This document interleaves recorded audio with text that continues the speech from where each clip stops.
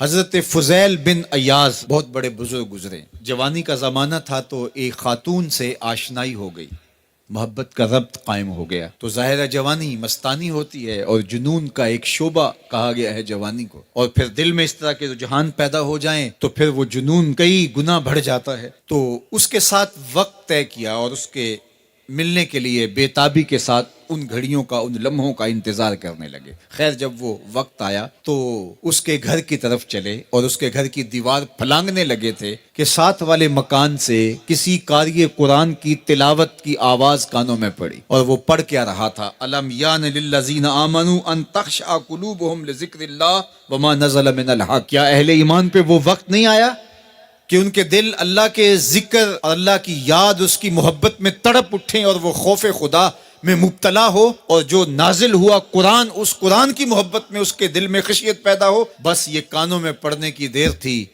کہ دوبارہ گلی میں چھلانگ لگائی اور کہا میرے اوپر وہ وقت آ گیا ہے، اور جنگلوں کو روتے ہوئے نکلے اور حضرت فضیل بن ایاز پھر ولیوں کے امام قرار پائے.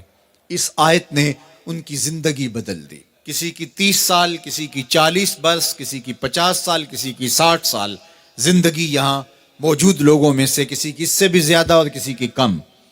اس آیت کریمہ کو ذرا اپنے اوپر وارد کریں تو اللہ ہمیں نصیب کر دے کہ ہمارے دل تیرے خوف سے کانپ اٹھے اور تیری خشیت سے ہمارے دل لرز اٹھیں، اور قرآن کے ساتھ ہمارا ربط مضبوط اور مستحکم ہو جائے، اور ہم یہ اقرار کرتے ہوئے تیرے حضور حاضر ہو جائیں، مالک وہ وقت آ گیا ہے کہ ہمارے دل تیری یاد سے، تیری محبت سے، تیرے پیار سے مالا مال ہو گئے، اور اپنی باقی زندگی ہم تیرے پیار میں، تیری محبت میں اور تیری یاد میں بسر کریں گے.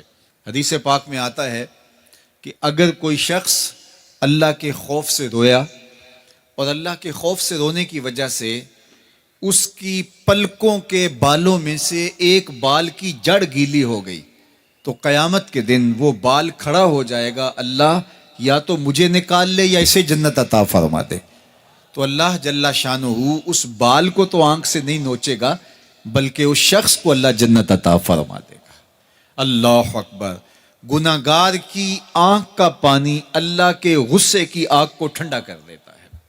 اس لیے ہمیں رونے کا کہا گیا، فَلْيَضْحَكُوا قَلِيلًا وَلْيَبْكُوا كَثِيرًا. اللہ اکبر. ارشاد فرمایا کہ تھوڑا ہنسا کرو، زیادہ رویا کرو. صحابہ کو ہنستے ہوئے دیکھا تو آقا کریم علیہ السلام نے فرمایا کہ تمہارے تک اللہ کی امان نہیں پہنچی اور تم ہنس رہے ہو. عرض کی حضور اس کا کفارہ؟ تو فرمایا اس کا کفارہ یہ ہے کہ جتنا ہنسے ہو اتنا ہی تمہیں رونا پڑے گا. میں اور آپ ذرا اپنی زندگی پر غور و تدبر کریں. ہماری زندگی میں ہنسنا زیادہ ہے یا رونا زیادہ ہے؟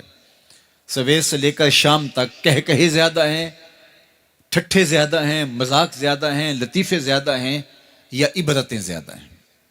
تفکر زیادہ ہے، تدبر زیادہ ہے، سوچ بچار زیادہ ہے، یاد الہی میں تڑپنا زیادہ ہے، آنکھوں سے یاد خدا میں بہنے والے آنسو زیادہ ہیں، یا غفلت سے پھوٹتے ہوئے کہے زیادہ ہیں؟ مجھے اور آپ کو اپنی زندگی کا ضرور محاسبہ کرنا چاہیے. ٹھٹھوں سے، مذاق سے ہماری مجلسیں بھرپور ہوتی ہیں. ہم دن میں جتنا ہنستے ہیں کیا اس کا 10واں حصہ بھی ہم تنہائی میں بیٹھ کے اللہ کی یاد میں روتے ہیں؟ اگر ایسا ہے تو مبارک ہو، اور اگر ایسا نہیں ہے تو اللہ سے آنسو مانگو، اللہ سے درد مانگو، اس کی یاد میں رونا مانگو، اس کے ذکر میں تڑپنا مانگو، اس کی محبت میں بے تابیاں مانگو، آنسو مانگو، سسکیاں مانگو. تڑپنے پھڑکنے کی توفیق دے، دل مرتضیٰ سوز صدیق دے.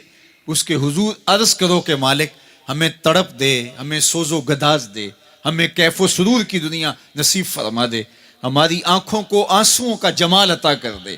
اور اگر ہماری آنکھوں میں آنسو نہیں ہیں، ہمارے پاس کہے ہیں، کہتے ہیں جو ہنستا ہوا گناہ کرے گا وہ روتا ہوا جہنم میں جائے گا، اور جس نے یہاں دکھ سہے، تکلیفیں سہی، آلام سہے، اس کے بدلے میں اللہ تعالیٰ اس کو وہاں راحتیں عطا فرمائے گا.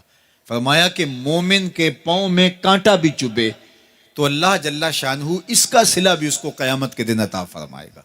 تو یہ جو تفکرات ہیں، یہ جو دکھ آتے ہیں، یہ جو تکلیفیں آتی ہیں، مصائب آتے ہیں، مشکلات آتی ہیں، اذیتیں ہمیں پہنچتی ہیں، تو اس پر صبر کرنا چاہیے اور اللہ کا شکر ادا کرنا چاہیے کہ ہم ان مصائب سے گزر رہے ہیں، ان مشکلوں سے گزر رہے ہیں. اور اگر کسی شخص کی زندگی میں دکھ ہے ہی نہیں، سکھ ہی سکھ ہیں، تو پھر وہ سمجھے کہ وہ فتنے میں مبتلا ہے. اس لیے زندگی کے اندر یہ آنے والی تکلیفیں، زندگی میں ملنے والے دکھ، اذیتیں، یہ اللہ تعالیٰ کی طرف سے ہمارے اوپر ایک انعام ہے، اور اللہ تعالیٰ جل شانہ اس کے بدلے میں ہمیں آخرت میں صلہ عطا فرمانے والا ہے. تو فرمایا رجل ذکر اللہ خالیا ففاضت عیناہ، وہ شخص جس نے تنہائی میں بیٹھ کے اللہ کا ذکر کیا، اللہ کو یاد کیا، اور پھر کیا ہوا؟ فرمایا اس کی آنکھوں سے آنسو ٹپکنے لگے. تو میرے اور آپ کے آقا و مولا نے فرمایا قیامت کے دن جب کوئی سایہ نہیں ہوگا، یاد الہی میں رونے والے کو اللہ اپنے عرش کا ٹھنڈا سایہ عطا فرما دے گا. تو یہ رونا بہت بڑی دولت ہے، یہ بہت بڑی سعادت ہے.